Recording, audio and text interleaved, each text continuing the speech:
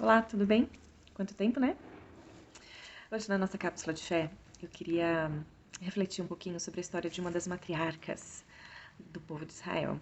Com muito respeito e com muito temor, eu queria refletir um pouquinho a respeito de algumas coisas que aconteceram na vida dela e sobre o peso que ela carregou. O nome dela é Raquel.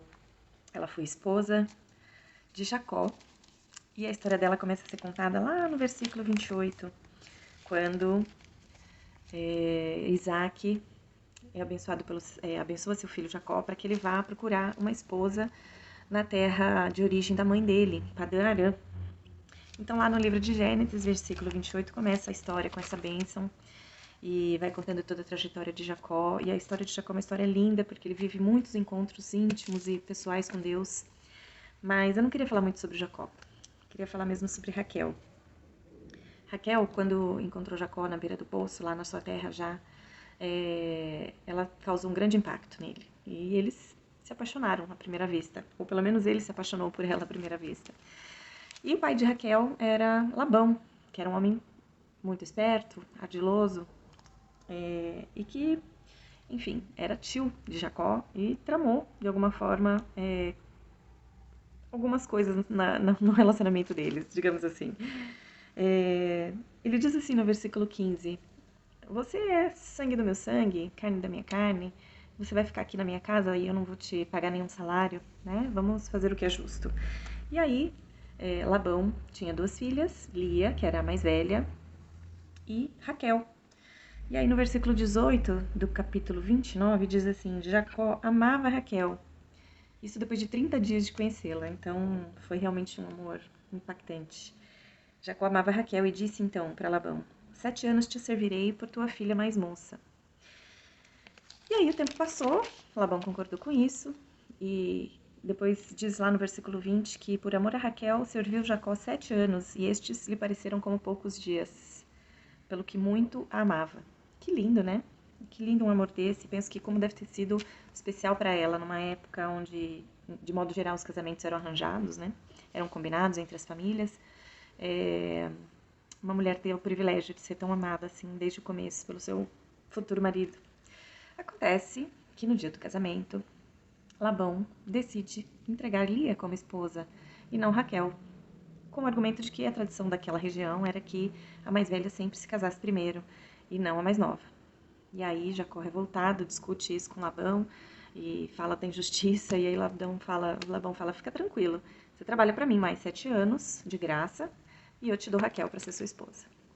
E a moral da história é que, uma semana depois, ele estava também casado com Raquel, e aí se viu obrigado a trabalhar mais 7 anos para poder cumprir o seu acordo com o sogro. E aí diz que, no versículo 30, Jacó amava mais Raquel do que a Lia, e continuou servindo a Labão por outros 7 anos. Mas vendo o Senhor que Lia era desprezada, fê-la fecunda, ao passo que Raquel era estéril. Aqui começam alguns problemas, né? Eu vejo que a história de Raquel é uma história, imagina, 7 anos esperando para casar, e de repente o seu pai fala: não, não, não, não, hoje não é você que vai casar, hoje é sua irmã. E você tá ali na sua semana de núpcias, pensa na frustração, em como ela se sentiu, a raiva, né? Enfim, não sei que tipo de sentimentos horríveis ela pode ter tido ali naquele momento. E aí, com o passar do tempo, ela se percebeu estéril. Ela percebeu que não poderia ter filhos. Apesar desse amor, apesar dessa jornada para poder casar com Jacó, ela não conseguia ter filhos. E isso, para as mulheres, era uma grande desonra.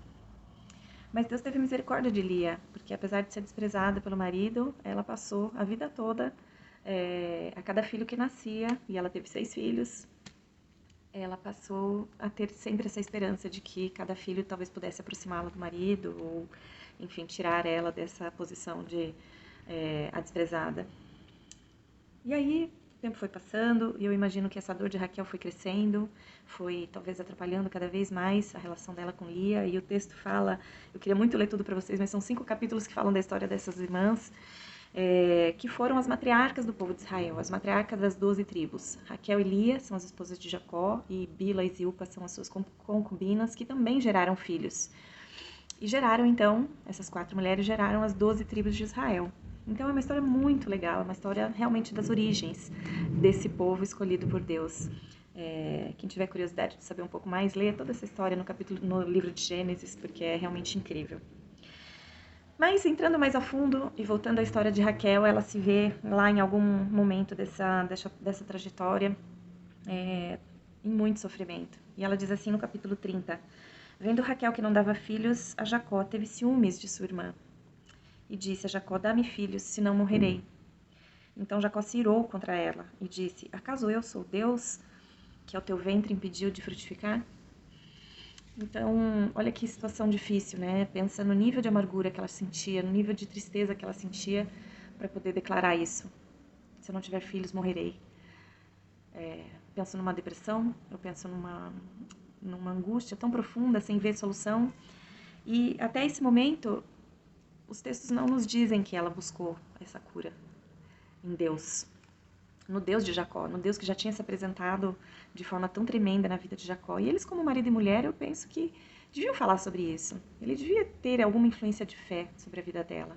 Mas ela foi criada num ambiente pagão, num ambiente onde todas as famílias tinham seus deuses particulares, seus ídolos da família. Não havia crença em um Deus único. Enfim, ela segue a sua trajetória com Jacó e eles ficam ali cumprindo os 7 anos. E eu vejo que nos textos essa relação dela com Lia só piora.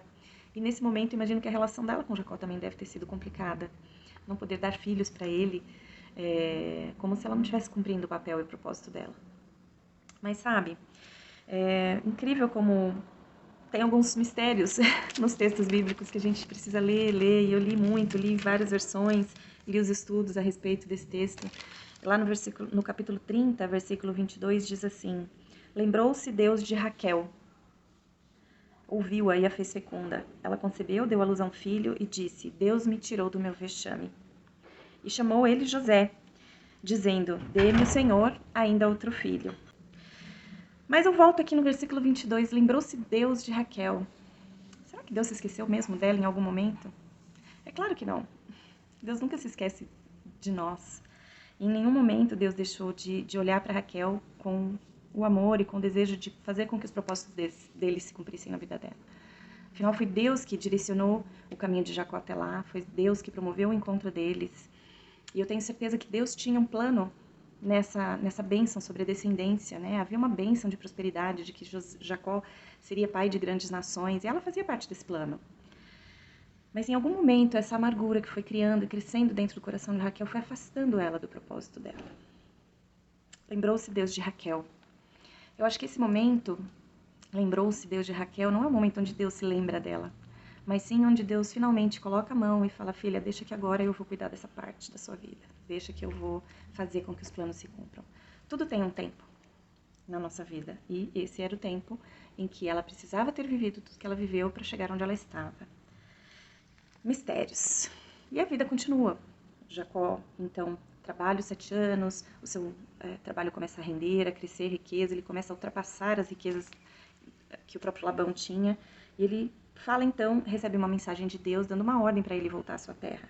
E aí ele vai falar com as suas esposas. E as esposas respondem assim para ele, Raquel e Lia. Há ainda parte para nós de herança na casa do meu pai? Não nos considera ele como estrangeiras? Pois nos vendeu e consumiu tudo o que nos era devido. Porque toda a riqueza que Deus tirou de nosso pai é nossa e de nossos filhos agora. Agora, pois, faze tudo como Deus te mandou. Olha como ela se sentiu em relação ao pai, estrangeiras. Isso é uma tristeza, né? Depois de 14 anos, ali praticamente 20 anos, né? Que o Jacó trabalhou ainda mais 6 anos para juntar o seu rebanho e fazer aumentar suas posses. 20 anos depois, elas se sentiam estrangeiras ali na terra de seu pai.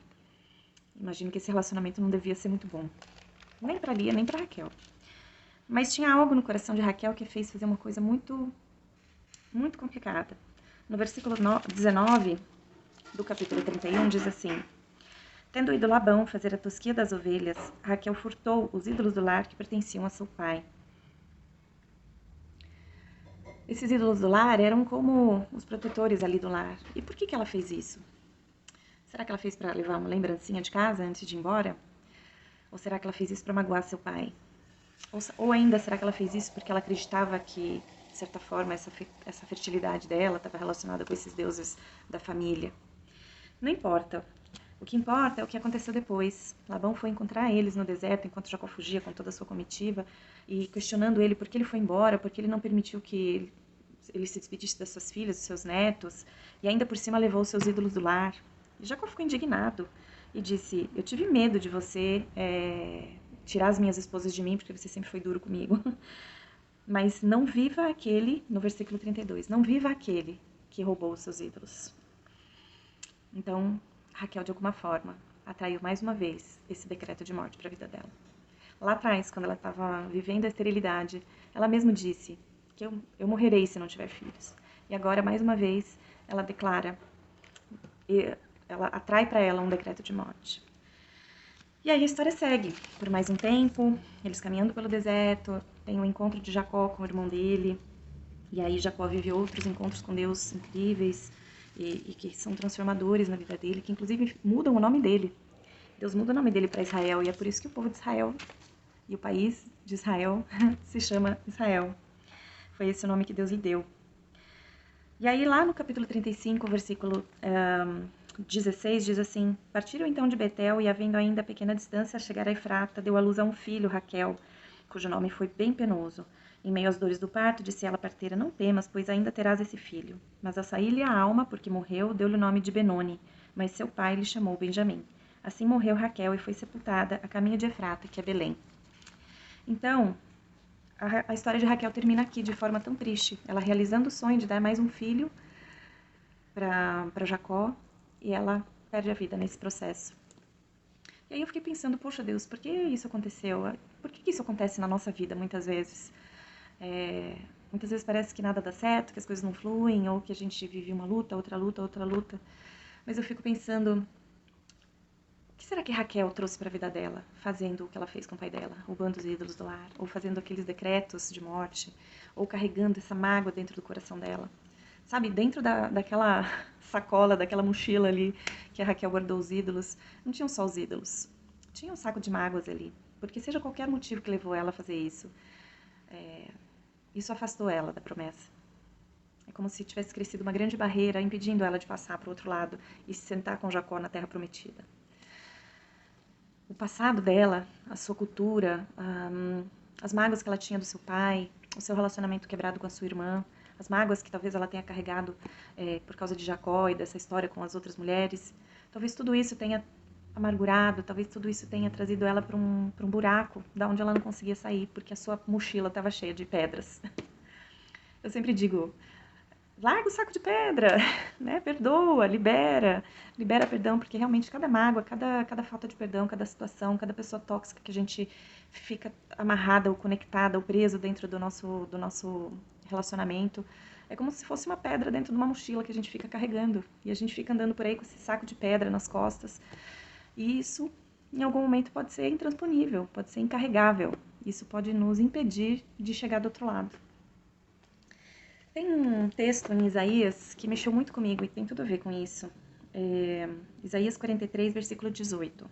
Não vos lembreis das coisas passadas, nem considereis as antigas. Eu faço uma coisa nova que já está para acontecer. Não percebem ainda? Porei um caminho no deserto e rios no ermo. Aqui Deus está falando do milagre, do novo, das novas oportunidades, das novas promessas. Deus está falando de cura, Deus está falando de águas fluindo no deserto. A falta de perdão impede a gente de acessar isso. E a gente fica sempre olhando para o passado, sempre lembrando das coisas ruins, das tristezas que aconteceram, nos deixam amarrada a esse passado. Fazem com que a gente fique juntando saco de pedra nas nossas costas. Então, larga o saco de pedra, deixa o passado para trás e se apega nessa promessa.